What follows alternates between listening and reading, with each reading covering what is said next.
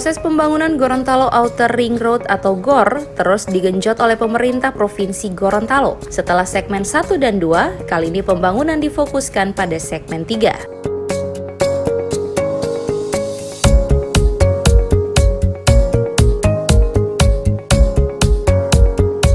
Rencana pembangunan GOR pada segmen 3 dilakukan beberapa perubahan, seperti trase jalan atau alih trase, di mana dalam rencana awalnya GOR segmen 3 melintasi Tapa hingga pelabuhan Gorontalo.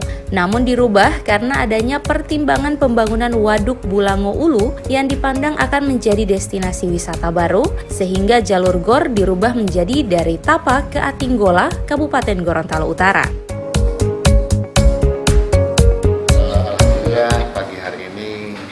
Kita mendengarkan langsung paparan daripada konsultan perencana untuk perubahan trase jalan GOR segmen 3 yang tadinya sudah direncanakan dari Tapa dia ke kanan menyambung langsung putus atau stop finish di pelabuhan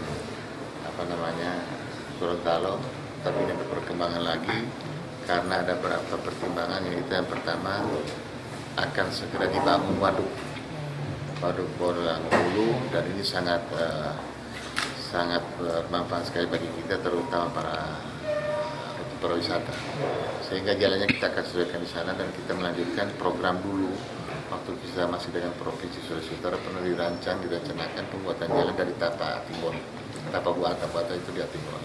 Ini kita akan teruskan. Yang kedua, ada surat resmi dari Pak Bupati Bone Bolango, karena yang segmen 3 hasil tes pertama itu akan kena rumah sakit Toto, akan membelah itu, sehingga Pak Bupati menyarankan untuk sedapat mungkin menghindari itu. Yang kedua, beliau juga membuat surat ke kita agar segmen 3 itu bisa nyambung ke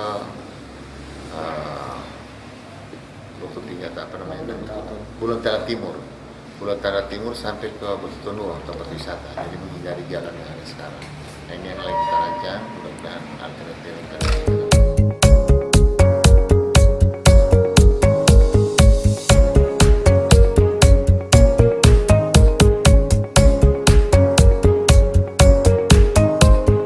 Rapat yang berlangsung di Aula Rumah Dinas Gubernur Gorontalo tersebut turut dihadiri pemerintah Kabupaten Bone Bolango dan Kota Gorontalo.